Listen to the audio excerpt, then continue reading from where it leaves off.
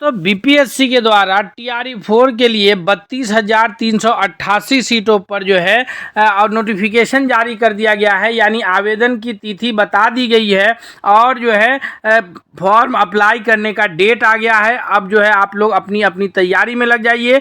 आइए इस सेशन में हम ये जानते हैं कि कुल कितने पद हैं जिस पर आपको आवेदन करने हैं, आप कौन सी डिग्री रखते हैं, क्या योग्यता रखते हैं, पूरे नोटिफिकेशन की बात को हम डिटेल्स में चर्चा करेंगे। जी हाँ, देख सकते हैं आप कि यहाँ पर चतुर्थ चरण के विद्यालय अध्यापक टीआरई 4 के तहत शिक्षा विभाग बिहार के अंतर्गत विद्यालय अध्यापक के लिए कुल 32,388 रिक्त पदों पर जो है नियुक्ति हेतु सुयोग्य भारतीय उम्मीदवारों से ऑनलाइन आवेदन आमंत्रित किए जाते हैं। यहाँ पर भारतीय उम्मीदवारों की बात हो रही है, यानी कि वैसे उम्मीदवार अनारक्षित सीटों पर ऑल इंडिया से उम्मीदवार जो है अप्लाई कर सकते हैं, लेकिन आपको पता होगा कि कैबिनेट से पास किया जा चुका है टीआरई 4 में जो है अनारक्षित सीटों पर भी जो है रिजर्वेशन की बात है। तो यहाँ पर जो है 90% तक तो समझिए यहाँ डोमिसाइल नीति लागू है, तो इसका बड़ा बेनिफिट्स आपको मिलेगा। और अगर आप जो है सीटेट क्वालिफाइड है, स्टेट क्वालिफाई हैं, तो आपके लिए एक बड़ी खुशखबरी है ये। अगर चैनल पर नए हैं तो प्लीज़ चैनल को सब्सक्राइब कर लीजिए, बेल आइकन को प्रेस कीजिए। जी हाँ, देखिए 1 to 5 में यहाँ पर आपको दिखा रहा है कि टोटल जो है 1 to 5 में कुल 3,847 पद जो है वैकेंट है। कुल कितने पद हैं? तो 3,847 पद है, जिनमें से सामान्य विषय उर्दू बांग्ला कुल मिलाकर के ये है 3,847 जो है पद यहाँ रिक्त हैं।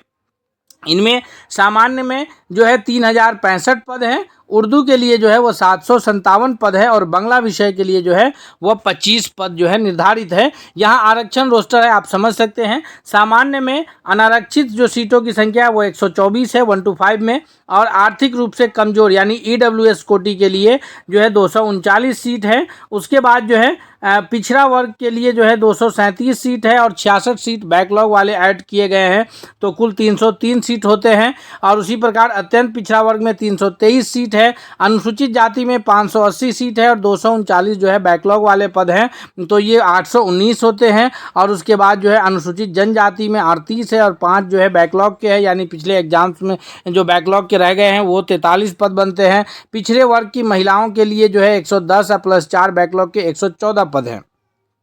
इस तरह से आप देख सकते हैं यहाँ पर अनारक्षित कोटि की महिलाएं, जिस पर केवल बिहार की लड़कियों का जो है आवेदन होगा और वो उस पर जो है शिक्षक बनेंगी, 610 है। उसी तरह ईडब्ल्यूएसएफ यानी जो 239 है उसमें से 117 जो है ईडब्ल्यूएसएफ के लिए है। उसी प्रकार जो है यहाँ पर पिछड़ा वर्ग के लिए 118 है। अत्यंत पिछड़ा वर्ग के लिए जो महिलाओं के लिए आरक्षित सीट है वो 159 है।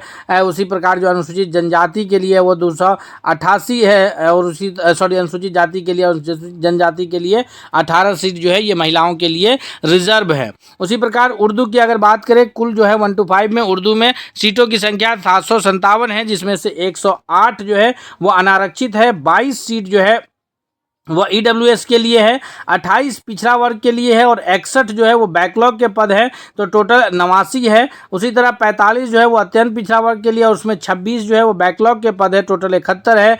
166 अनुसूचित जाति के लिए, 231 पद जो है बैकलॉग के हैं, जो ये कुल पद 397 है। और 10 पद जो है अनुसूचित जनजाति है, 12 उसमें बैकलॉग है, टोटल 22 है। और फिर पिछड़े वर्ग की महिलाओं के लिए 20 है और 28 बैकलॉग वाले हैं, टोटल 48 जो है यहाँ दे रखे हैं। उसी प्रकार अनारक्षित महिलाओं के लिए जो है अनारक्षित यानी यूआरएफ जिसको कहते हैं अनरिजर्व फीमेल के लिए 53 है, ईडब्ल्यूएसएफ के 9 हैं। उसी प्रकार बीसीएफ के 13 हैं, ईबीसीएफ के 22 हैं और एससीएफ के जो है 81 हैं और एसटीएफ के 2 हैं। तो इस तरह ये कुल पद हैं। उसके बाद बांग्ला विषय के लिए आप देख सकते हैं टोटल 25 पद हैं।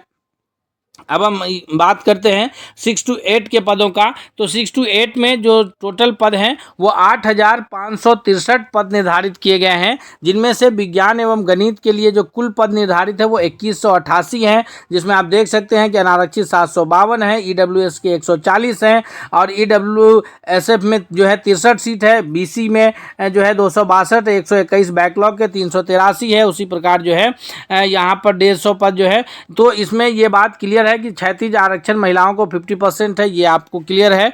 तो ये आगे जो है इसमें सामाजिक विज्ञान में 530 सीटें हैं और उसके बाद जो AWS के 76 सीट है। उसके आगे आप अगर देखते हैं तो फिर यहाँ पर जो है अत्यंत पिछड़ा वर्ग की 145, बैकलॉग जोड़ के 173 है, 88 बैकलॉग 22 110 है पिछड़ा वर्ग के लिए। उसके बाद जो है 162 है SC के लिए और 116 पद है ST के लिए, और जो बैकलॉग जोड़ने के बाद 22 पद होते हैं।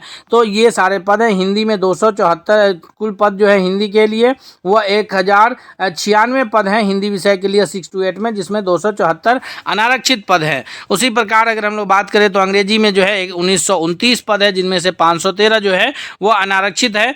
संस्कृत में 1225 है, जिसमें से 200 पद जो अनारक्षित है, और उर्दू 6 to 8 के उर्दू के लिए 935 पद निकाले गए हैं, जिनमें से 243 जो है वो अनारक्षित है। आगे हम लोग बात करते हैं 9th की, तो आप 9th में भी देख सकते हैं, यहाँ जो है 9th में महिलाओं को 35% जो है आरक्षण के तहत महिला कोटि के उम्मीदवार होंगे, यानी 1 to 5 और 6 to 8 में जो है पंचायती राज की तरह 50% महिलाओं को आरक्षण है, लेकिन यहाँ 35% जो है वो क्षैतिज आरक्षण है। तो यहाँ हिंदी के लिए कुल पद 361 है, जिसमें से 138 अनारक्षित है। उसी तरह अंग्रेजी के लिए जो है कुल पद 696 है, जिसमें से 223 पद जो है अनारक्षित है। उसी प्रकार विज्ञान के लिए, यानी यहाँ पर जो है विज्ञान अलग परीक्षा होते हैं, जिसमें साइंस के स्टूडेंट्स आएंगे, उसमें 206 कुल पद हैं। 33 पद जो है EWS के लिए है, और उसके बाद जो है यहाँ पर पिछड़ा वर्ग के लिए जो है वो 24 पद है, और 6 पद जो है बैकलॉग के 30 होते हैं। अत्यंत पिछड़ा वर्ग के लिए 55 है,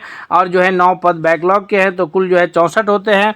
उसके बाद गणित के लिए टोटल पद 570 है, जिसमें से 235 आरक्षित है। उसी प्रकार जो है सामाजिक विज्ञान के लिए 9th में जो है 756 सीटें हैं, जिसमें से 308 अनारक्षित है। आप देख सकते हैं संस्कृत के लिए 322 है, जिसमें से 61 अनारक्षित सीट है। उर्दू विषय के लिए 9th में जो है 660 पदें हैं, जिनमें से 124 अनारक्षित है। और उसी प्रकार शारीरिक शिक्षक के लिए जो है फिजिकल टीचर के लिए 47 पद है, जिसमें से 21 अनारक्षित है। संगीत के लिए 2 पद हैं, और जो है यहाँ पर आगे हम लोग बात करते हैं 11-12 की। तो 11-12 में जो है यहाँ पर अलग अलग सब्जेक्ट्स के, यहाँ पर 11-12 के टोटल जो पद हैं वो 16,101 पदों पर नियुक्ति होनी है, जिसमें सब्जेक्ट वाइज अलग अलग पद है। आप देख सकते हैं जंतु विज्ञान यानी जूलॉजी के लिए जो सीट है वो 449 है। वनस्पति विज्ञान यानी बॉटनी के टीचर्स के लिए 1078 सीट है। उसी प्रकार रसायन शास्त्र के लिए 3695 है, जिसमें से 800 अनारक्षित है। उसी यहाँ भी महिलाओं को 35% का आरक्षण है। गणित के लिए 657 पद है। भौतिकी शास्त्र यानी फिजिक्स में 1758 है, और साथ में 138 है। भूगोल में 176 है। इतिहास में 608 है। गृह विज्ञान में 418 है। संगीत में 736 है।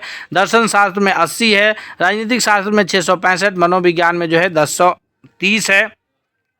समाज शास्त्र में 266 है। लेखा शास्त्र में 66 है। उसी प्रकार जो है ये अन्य विषय हैं।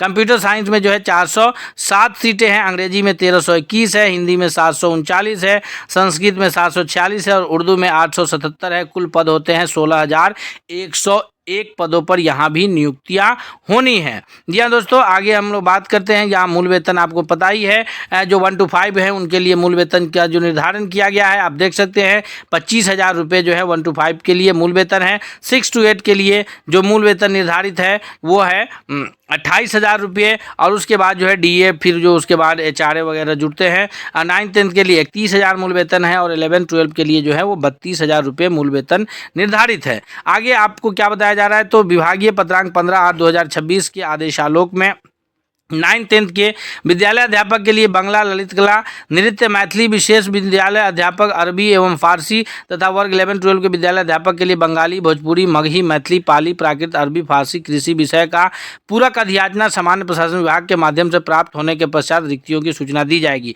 यानी इन विषयों पर अभी रिक्ति आनी बाकी है। जो ये विषय हमने अभी आपको बताया उस पर रिक्ति आनी बाकी है। विद्यालय पद पर नियुक्ति के लिए आहारता क्या क्या होगी आपको पता ही है। तो आहारता इस जो वेबसाइट है जहाँ जाकर हमें फॉर्म भरना है वो bpsc.bihar.gov.in है। अनाहर्ता है कि वो भारत का नागरिक हो। विद्यालय अध्यापक पद पर नियुक्ति हेतु राष्ट्रीय अध्यापक शिक्षा परिषद NCTE पर समय समय पर निर्धारित शैक्षणिक एवं प्रशैक्षणिक योग्यता धारित करते हो, यानी कि जो DLED हो या फिर BEd हो उनका कंप्लीट होना चाहिए NCTE से अप्रूव्ड कॉलेज से। राज्य सरकार या केंद्र सरकार द्वारा समय समय पर आहूत जो शिक्षक पात्रता परीक्षा है, जैसे CTET है तो वो पेपर 1 और फिर या फिर BTET का पेपर 1 पास हो, यानी 1 to 5 के लिए पेपर 1 क्लियर होना चाहिए। 6 to 8 के लिए CTET का पेपर 2 और BTET का पेपर 2 होना चाहिए। उसी प्रकार STET पेपर 1 9th-10th के लिए और STET का पेपर 2 11-12 के लिए पास होना अनिवार्य है। जी हाँ दोस्तों, आगे जो है शिक्षक पात्र, परंतु 2012 से पूर्व नियुक्त एवं कार्यरत शिक्षक जो दक्षता परीक्षा उत्तीर्ण होंगे के लिए शिक्षक पात्रता परीक्षा उत्तीर्ण अनिवार्य नहीं है। यानी अगर कोई नियोजित शिक्षक इसमें अप्लाई करना चाहते हैं, दक्षता परीक्षा दिए हुए हैं, तो उनके लिए ज़रूरी नहीं है, वो उसी के आधार पर जो है आवेदन कर सकते हैं। यहाँ ये बात भी उल्लेख कर दिया गया है कि वैसे अभ्यर्थी जो शैक्षणिक योग्यता धारित करते हों, शिक्षण प्रशिक्षण पूरा कर लिए हैं तथा स्टेट 2026 में सम्मिलित होने वाले हैं, वे भी जो है विद्यालय अध्यापक पद पर नियुक्ति हेतु आवेदन दे सकेंगे, बशर्ते उन्हें प्रारंभिक एवं माध्यमिक शिक्षा का जो स्टेट 2026 उत्तीर्ण नहीं होने पर उनकी जो है कैंडिडेचर रद्द। जो अभ्यर्थी स्टेट 2026 में शामिल होंगे उनको भी आवेदन करने का मौका है। उनको सेल्फ डिक्लेरेशन देना होगा, एक स्व घोषणा पत्र देना होगा कि अगर वो स्टेट पास नहीं करते हैं तो BPSC का भी कैंडिडेचर उनका रद्द माना जाएगा। जी हाँ दोस्तों, आगे आपको बता दें कि विद्यालय अध्यापक में मूल कोटि के लिए 1 to 5 के लिए क्या शैक्षणिक योग्यता है, तो न्यूनतम 50% अंक के साथ जो है उनका इंटरमीडिएट फाइनल होना चाहिए एवं प्रारंभिक शिक्षा शास्त्र में यानी DLED diploma in elementary education होना चाहिए, चाहे उसका जो भी नाम हो। ठीक है, उसके बाद जो है आपको बता दें कि एक बहुत बड़ा अपडेट ये है कि 1 to 5 के शिक्षक बनने के लिए NIOS से जिन लोगों ने ट्रेनिंग कर रखा है उनकी भी डिग्री यहाँ वैलिड है। यहाँ पर ये बात उल्लेख किया गया है कि माननीय सर्वोच्च न्यायालय के आदेश के आलोक में NIOS के द्वारा प्रदत्त 18 माह की DLED की उपाधि मान्य होगी। वैसे शिक्षक जो 10/8/2017 से पूर्व कार्यरत है उनकी 18 माह की DLED डिग्री मान्य होगी। जी, उसी प्रकार 6 to 8 के शिक्षक बनने के लिए तो आपको बताइए कि पात्रता परीक्षा अनिवार्य है। उसके बाद जो है आपको ग्रेजुएशन होना चाहिए संबंधित सब्जेक्ट में और 50% से कम मतलब मिनिमम 50% के साथ ग्रेजुएशन हो तथा आप जो है BEd कंप्लीटेड हों, तो फिर आप 6 to 8 यानी 9th-10th के शिक्षक बन सकते हैं। 6 to 8 के लिए जो है BEd होना चाहिए या फिर आपका ग्रेजुएशन कंप्लीट हो और आप DLED हों तो भी आप जो है 6 to 8 के शिक्षक बन सकते हैं। जी हाँ दोस्तों, आगे 9th-10th के लिए भी वही है। 6 to 8 के लिए भी यहाँ पर जो है NIOS की डिग्री को वैलिड किया गया है, तो ये आपको क्लियर हो गया। आगे हम लोग 9th-10th के लिए चलते हैं कि 50% के साथ आपका ग्रेजुएशन क्लियर हो, आपका BEd क्लियर हो और आप पेपर 1 स्टेट क्वालिफाई हो या फिर पेपर 1 स्टेट में आप 2026 में जो है अपीयरिंग हो, तो फिर आपको जो है 9th-10th के शिक्षक बनने के लिए आप अप्लाई कर सकते हैं। उसी प्रकार 11-12 के लिए है कि आपका जो है 55% मार्क्स के साथ जो है स्नातकोत्तर हो, यानी आप स्नातकोत्तर पास हो, MA कर चुके हो, आप BEd किए हुए हो, यानी आपके पास जो है प्रशिक्षण की डिग्री हो और साथ ही साथ जो है आप पेपर 2 जो है स्टेट का पेपर 2 क्वालिफाई हैं और स्टेट के पेपर 2 के साथ साथ या तो आप 2026 में अपीयर हो रहे हैं तो भी आपका वो वैलिड होगा। जी, उसके बाद जो आगे आयु सीमा है, आयु सीमा की गणना जो है वह सभी पदों के लिए न्यूनतम उम्र सीमा 1/8/2026 तथा कार्मिक एवं प्रशासनिक सुधार विभाग बिहार के पत्रांक 212 दिनांक 23/1/2006 के आलोक में सभी पदों के लिए अधिकतम उम्र सीमा की गणना 1/8/2024 के आधार मानकर की जाएगी। यानी जो न्यूनतम उम्र सीमा है वो 1/8/2026 होगा और जो अधिकतम उम्र सीमा है उसकी गणना 1/8/2026 तक ही की जाएगी। 1/8/2026 को अभ्यर्थियों को न्यूनतम 21 वर्ष होना चाहिए। जो आगे कह रहा है कि अभ्यर्थियों के लिए न्यूनतम आयु 18 वर्ष तथा माध्यमिक एवं उच्च माध्यमिक विद्यालयों में अध्यापक बनने के लिए जो है वो न्यूनतम आयु 21 वर्ष होना चाहिए। जी, उसके बाद जो अनारक्षित कोटि के पुरुष हैं वो 37 वर्ष होना चाहिए। अत्यंत पिछड़ा वर्ग के पुरुष एवं महिलाओं के लिए जो है पिछड़ा वर्ग, अत्यंत पिछड़ा वर्ग पुरुष एवं महिला के लिए 40 वर्ग है 40 वर्ष। उसके बाद जो है अनारक्षित महिला के लिए भी 40 वर्ष है, ट्रांसजेंडर के लिए 42 वर्ष है एवं अनुसूचित जाति एवं जनजाति महिला एवं पुरुष दोनों के लिए 42 वर्ष है। उसके बाद वार्ध सेवा की जो निवृत्ति की उम्र होगी वो 60 वर्ष होगी, यानी आपके रिटायरमेंट का एज जो है वो 60 साल होगा जी। आगे यहाँ पर एनआईओएस की डिग्री की बात की गई है कि वो वैलिड होगी। उसके बाद जो है पंचायती राज संस्था के नगर निकाय के अंतर्गत नियुक्त एवं कार्यरत शिक्षकों को अधिकतम आयु की सीमा शिथिल रहेगा, यानी अगर कोई नियोजित टीचर इसमें फॉर्म आवेदन करना चाहेंगे तो उनके लिए उम्र सीमा का जो है बात उसमें शिथिल रहेगा, यानी वो उम्र सीमा के दायरे में नहीं आएंगे। उसके बाद है कि सामान्य आगे हम लोग बात करते हैं कि जो चयन है वो परीक्षा के माध्यम से होगा। प्रारंभिक एवं मुख्य परीक्षा दोनों परीक्षा होंगे, पीटी मेंस दोनों एग्जाम होंगे, आधार पर चयन किया जाएगा। प्रारंभिक परीक्षा में सफल उम्मीदवारों से मुख्य परीक्षा के लिए अलग से आवेदन आमंत्रित किए जाएंगे। प्रारंभिक एवं मुख्य परीक्षा में आवेदन में दी गई सूचनाएं जो है भिन्नता होने पर आपका जो है कैंडिडेचर रद्द समझा जाएगा। प्रारंभिक परीक्षा जो है प्रारंभिक परीक्षा सामान्य अध्ययन विषय की होगी, जिसके प्रश्न वस्तुनिष्ठ प्रकृति के होंगे। परीक्षा की अवधि 2 घंटे की होगी और कुल 150 प्रश्न होगा। प्रारंभिक परीक्षा में गलत उत्तर के लिए निगेटिव मार्किंग किया जाएगा। प्रत्येक गलत उत्तर के लिए 1/3 जो है निगेटिव मार्किंग का प्रावधान होगा। प्रत्येक प्रश्न में 5 विकल्प होंगे ABCD, और इसमें से ई विकल्प का चयन करना अनिवार्य होगा, यानी अगर आप कोई प्रश्न का कोई उत्तर नहीं दे रहे हैं तो ई को चयन करना अनिवार्य होगा। प्रारंभिक परीक्षा महज जांच परीक्षा होगी। इस प्रारंभिक परीक्षा से सामान्य ज्ञान, राष्ट्रीय अंतर्राष्ट्रीय महत्वपूर्ण एवं समसामयिक घटना, भारत का इतिहास तथा बिहार के इतिहास में प्रमुख विशेषताएं, सामान्य भूगोल, बिहार के प्रमुख भौगोलिक प्रभाग तथा यहाँ की महत्वपूर्ण नदियाँ, भारत की राज्य व्यवस्था, आर्थिक व्यवस्था, आज़ादी, ये सभी से प्रश्न होंगे। उसके बाद जो है कार्मिक एवं प्रशासन सुधार विभाग के ज्ञापन इतना के प्रशासन में आलोक में प्रारंभिक परीक्षा में सामान्य श्रेणी के लिए 40% और पिछड़ा वर्ग के लिए 36.5%, अत्यंत पिछड़ा वर्ग के लिए 34% और अनुसूचित जाति, जनजाति तथा सभी प्रकार की महिलाओं के लिए 32% अंक लाना अनिवार्य होगा। उसके बाद है कि अतिथि शिक्षक, उसके बाद आप देख सकते हैं, उसके बाद है मुख्य परीक्षा की बात। तो मुख्य परीक्षा जो है वस्तुनिष्ठ के लिए परीक्षा संरचना यहाँ दिया है। मुख्य परीक्षा भी जो है वो वस्तुनिष्ठ होगी, जिसमें विषय भाषा, आर्ता एवं सामान्य अध्ययन होगा। प्रश्नों की संख्या 150 होगी। भाग 1 से यानी भाषा से जो है 30 प्रश्न होंगे, और जो जैसे बाकी हो रहे थे पीछे वो भाग 2 से, जिसमें जो है 120 प्रश्न होंगे। परीक्षा की अवधि 2.5 घंटे की होगी, कुल 150 प्रश्न होंगे। प्राथमिक विद्यालयों के लिए 1 to 5 के लिए यह प्रश्न पत्र 2 भाग में होगा, भाग 1 भाग 2। भाग 1 में भाषा के आर्ता के लिए अंग्रेजी, हिंदी, उर्दू, बांग्ला भाषा का व्यवहारिक ज्ञान, इस भाग से 30 अंक होंगे। उसके बाद भाग 2 से प्राथमिक गणित, मानसिक क्षमता प्रशिक्षण, सामान्य जागरूकता, सामान्य अध्ययन, विज्ञान, सामाजिक विज्ञान, राष्ट्रीय आंदोलन, उपरोक्त में पर्यावरण शामिल है।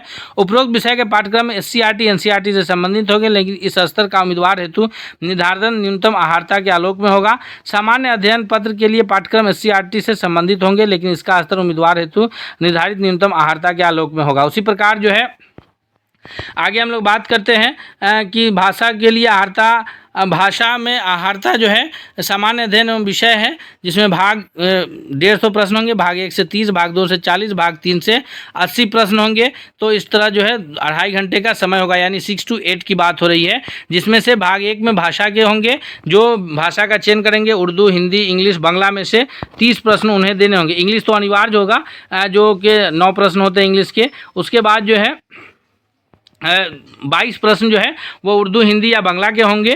उसके बाद भाग दूसरा होगा, उसमें से 40 प्रश्न होंगे, जो 40 प्रश्न सामान्य अध्ययन के होंगे। और भाग तीसरा होगा, जिसमें से 80 प्रश्न होंगे, और वो 80 प्रश्न जो है सामाजिक विज्ञान, वो 80 प्रश्न किसके होंगे? तो भाग तीसरा में जो है उम्मीदवार के इन पत्रों में किसी एक पत्र का चुनाव किया जाना है, यानी गणित एवं विज्ञान, सामाजिक विज्ञान, हिंदी, उर्दू, संस्कृत या अंग्रेजी। अगर सामाजिक विज्ञान का चयन करेंगे तो उनसे इतिहास, भूगोल, नागरिक और जो है अर्थशास्त्र वगैरह से प्रश्न होंगे। अगर वो विज्ञान का करेंगे तो उनसे जो है विज्ञान और मैथ के प्रश्न होंगे। हिंदी का करेंगे तो केवल हिंदी के प्रश्न होंगे, उर्दू में केवल उर्दू के प्रश्न होंगे। उसी प्रकार जो है 9th-10th के शिक्षकों के लिए है, वहाँ भी 150 भाषा आहारता होगा, 150 प्रश्न होंगे, जिसमें से भाग 1 में 30 होंगे, जो 9 उर्दू के, 9 इंग्लिश के प्रश्न होंगे, बाकी जो है संबंधित भाषा के प्रश्न होंगे। और फिर भाग 2 में जो है GK GS मैथ रहेंगे 40 प्रश्न, और भाग 3 में जो 80 प्रश्न होंगे वो उनके संबंधित विषय से होंगे। उसी प्रकार 11-12 के शिक्षकों के लिए भी है कि भाषा भाषा अहर्ता के 30 प्रश्न जैसे TRE 1, 2, 3 में हुआ है उस टाइप का होगा, ऐसे समझ लीजिए, सिंपल। आगे है कि जो है सभी पदों में ली जाने वाली मुख्य परीक्षा यानी मेंस एग्जाम वस्तुनिष्ठ एवं MCQ होंगी। परीक्षा की अवधि 2 घंटे होगी और कुल अंक 150 होंगे। प्रत्येक प्रश्न 1 अंक का होगा। मुख्य प्रश्न में गलत उत्तर के बदले निगेटिव मार्किंग होंगे। प्रत्येक गलत उत्तर के बदले 1/3 नंबर काटा जाएगा।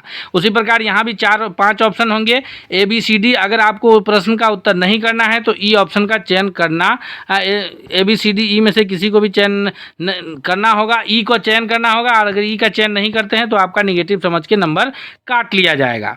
उसके बाद है कि 1 to 5 के लिए विद्यालय अध्यापकों के लिए मेधा सूची का निर्धारण किया जाएगा।